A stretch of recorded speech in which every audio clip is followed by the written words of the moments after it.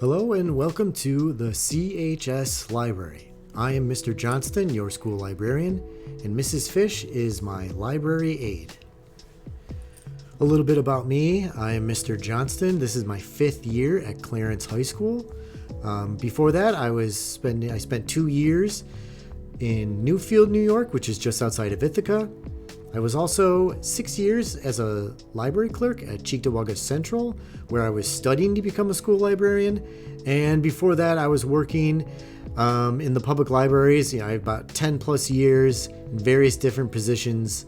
Today, we are going to go over the procedures, expectations, and guidelines for using the high school library. The procedures for the high school library. Students will follow all health and safety policies set forth by the district, and students will report directly to the library during study hall if they are wishing to use the library. No need to go to study hall first.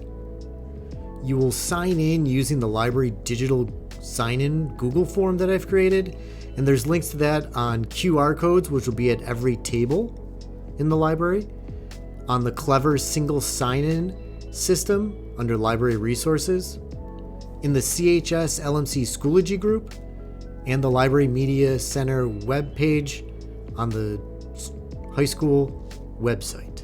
You must sign in for library attendance to be accounted for, and you need to complete all the questions on the form.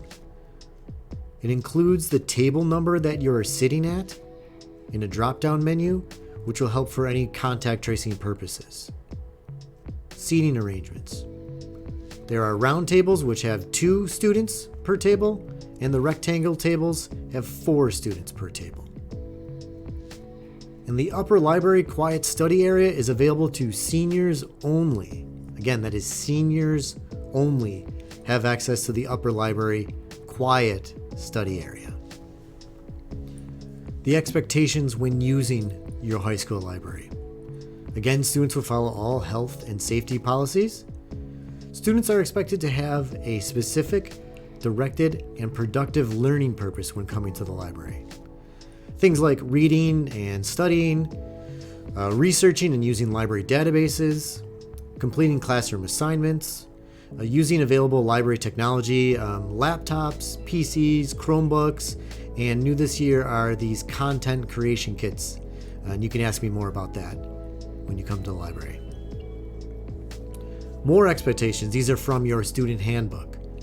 Again, come prepared, remain on task, work quietly, and have respect for students, library staff, supervising teachers, and library materials, books, magazines, and equipment, including computers, laptops, Chromebooks.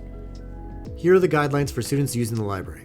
Cell phones and personal devices are allowed, and you must follow the district acceptable use policy for personal devices. You can listen to music while working, but music must remain at an appropriate volume so you can hear instructions and any sort of emergency information that will be needed. Food must remain outside of the library. There's no eating in the library. You can have a bottle of water at your seat, that's fine. But any sort of food, no lunches, snacks, anything like that, must remain outside of the library. Here's a little bit about borrowing library materials. You'll be able to borrow books again this year. So books, fiction, nonfiction, graphic novels, biographies, anything like that, may be borrowed for 20 days. Try to return your materials on time. If you need more time, ask myself or Mrs. Fish to renew your library materials. Mrs. Fish will usually contact students through Schoology about any overdue books you may have. You can contact me about replacing any sort of lost library materials. And there are ebooks and digital audiobooks available through the Overdrive apps. And you can talk to me more about that if you're interested in any sort of digital library material.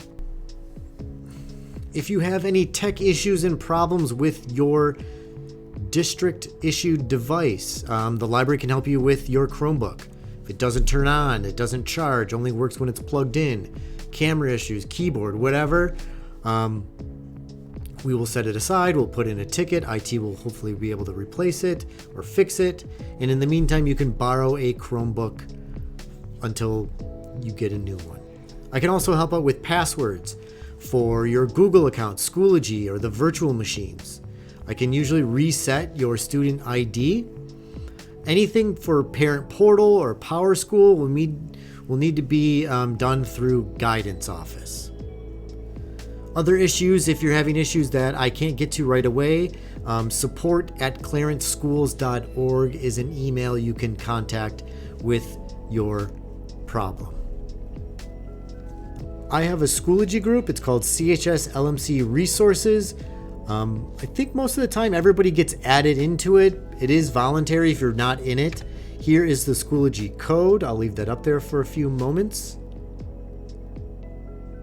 But the Schoology group has a lot of very important resources, links to the Google form for signing in, and a lot of information for class projects, and a lot of the research and databases have links in there as well. I've also created a CHS Library Resources YouTube channel. You can use this link to access instructional videos that I've done for classes or on how to use the databases. And I will begin updating these throughout the year as things may have changed from the previous year. So there should be some new updates to the Library Resources YouTube channel. Don't forget to like and subscribe to my YouTube channel. Any further questions, you can contact me through Schoology message or directly through email. You can also contact Mrs. Fish through the same way. So thank you and have a great school year.